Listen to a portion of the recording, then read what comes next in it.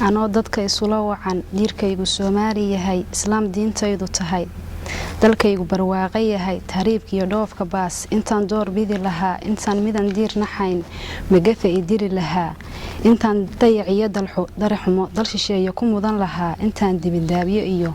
xanuun daran mari lahaa intuu barafiyo qabow dushayda jarjari lahaa intaan midan diir naxayn naftayda duleyn lahaa midaan damba ii ahayn durbaana u tumi lahaa intaan meel layga yaso naftayda ku dulmiyi lahaa dalkaygan joogaya dalxiis ku dakeynaya hashaydii daalanhayd dambarkeeda maalaya dalkayga bilicda wacan dihan oo dahabkuna dhaxyaal baduhu laba ay yihiin dalxiiskiyo daaqsin kale khayraadku ku duugan yahay dalag iyo beerahaba u badan deemada laga jeensan karin indhihii lagu daawadaa miyay mid kaloo qalaad ku doogsanayaan waqood intaan dalhi iyo Bariis dantayda ku lumin lahaa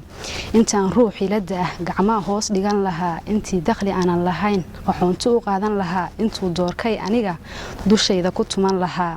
dalkaygan baranaya intay baaxadiisu tahay aanoon xeradii darwiish taleex durdurkeeda arag dushii ceeri gaabo iyo duxooyinka sool ku yaal dalxiiska u kala wacane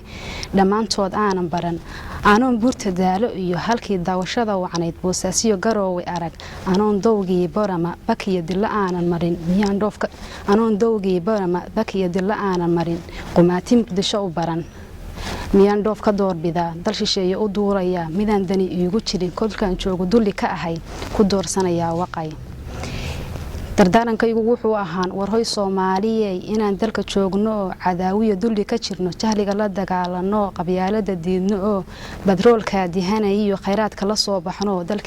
dalkeena u soo noqono isaga door iyo aqoon ku leedahay darajo sare